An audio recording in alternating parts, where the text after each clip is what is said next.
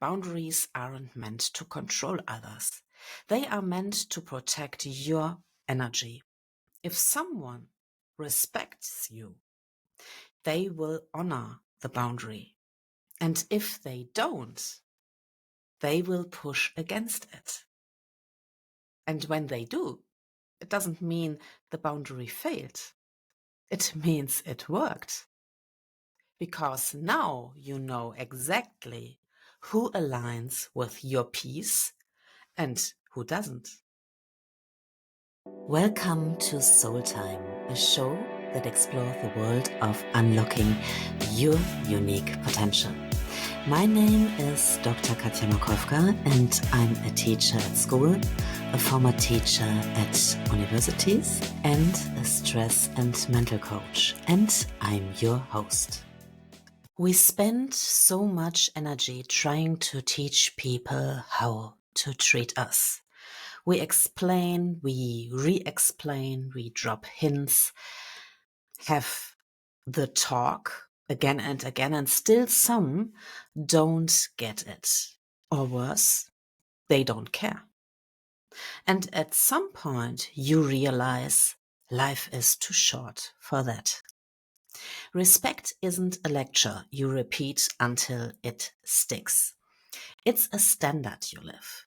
And the people who are truly meant to be in your life won't need constant reminders. They will simply get it. So let's talk about how to stop wasting your energy on convincing and start living in a way that makes your worth undeniable. Here is the thing. People learn more from what you do than what you say. You don't need to keep teaching respect. You need to live it. If you value kindness, show it. If you value honesty, model it. If you value accountability, hold yourself to it. And when you do, people around you will make one of two choices. They will rise to meet your standards, or they will drift away because it's too uncomfortable for them. And that's exactly how it should be. Living your standards isn't about controlling others. It's about clarity. Think of it like this. If you walk into a room with dim lighting, you adjust to it. But when someone turns on a bright light, suddenly the dimness is obvious. And the same is true for your standards. When you live brightly, those who want to stay dim will naturally feel uncomfortable. So instead of dimming yourself, keep shining. And instead of teaching endlessly, adjust your circle so you are surrounded by those who already see your worth. And here is a question to reflect on. Where in your life are you lowering your standards just to keep someone close? Another aspect is to stop over-explaining because it doesn't make sense at all. Over-explaining is exhausting. You tell someone how you feel. They dismiss it. You try again with more detail. They minimize it. You go in circles, hoping the right words will finally land. But here is the truth. People who truly respect you don't need 10 or more explanations. One is enough. And people who don't respect you, 100 explanations won't change their behavior. Over-explaining isn't really about them. It's about us. It's the part of us that craves understanding so deeply that we forget. Being understood and being respected are not the same thing. Let me give you an example. Imagine telling a friend, "Hey, it hurt me when you cancelled last minute."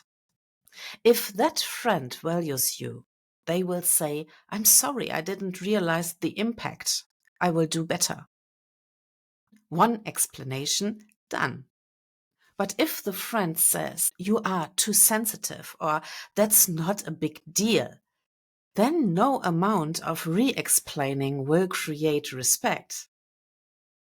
Stop confusing convincing with connection. If you are stuck over-explaining, it's a sign to pause and ask yourself, am I trying to teach someone who doesn't want to learn? So ask yourself this week, where are you explaining the same thing again and again? And what would happen if you stopped? At the core of all of this is how worthy we feel. If you knew deep down that your worth was absolute, would you keep convincing people of it? No, you wouldn't. You would simply live it. But when we forget our worth, we fall into performance. We justify, we debate, we let others sit as the judge of whether we are valid. And in doing so, we hand them the pen to write our story. But your worth is not a debate. It's not dependent on someone else's approval, applause, or agreement. It simply is.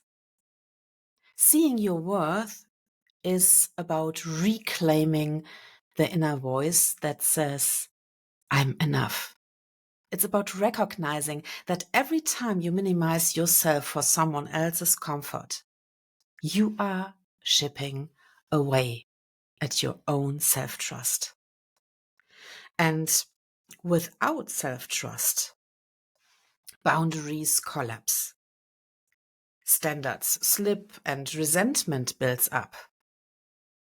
And this week, remind yourself, your worth isn't waiting for validation. It's waiting for you to honor it. So reflect on the following question. If you believed your worth was undeniable, what would you stop justifying today? The next aspect is that it is crucial to put boundaries in place. Boundaries aren't about pushing people away. They are about keeping yourself whole. Think of your life like a house with a garden and a fence. You decide who gets through the gate, who stays on the path, and who's allowed to sit in the living room. Without the fence, people wander through and trample your flowers and leave their mess behind. And with the fence, your garden thrives. And here is the key. Boundaries aren't meant to control others. They are meant to protect your energy. If someone respects you, they will honor the boundary. And if they don't, they will push against it. And when they do, it doesn't mean the boundary failed. It means it worked. Because now you know exactly who aligns with your peace and who doesn't. So ask yourself, what's one small boundary you have been avoiding setting because you are afraid of someone's reaction? And here's the hardest part, letting go. Some people will not meet your standards. They will not respect your boundaries. They will not honor your worth. And the more you try to teach them, the more you teach yourself that your needs don't matter. Letting go is not about cruelty. It's about clarity. It's about saying, I value my peace, my energy, and my life too much to keep carrying what doesn't want to change. It's painful, yes, but it's also freeing because the people who belong in your life will never need endless lessons to treat you with respect. They will get it. They will get you. And when you finally let go of those who won't rise, you make space for those who will. So ask yourself the following question. Who in your life are you holding on to? Not because they honor you, but because you keep hoping one more lesson will finally change them. So this week, notice, where are you teaching, explaining, or convincing?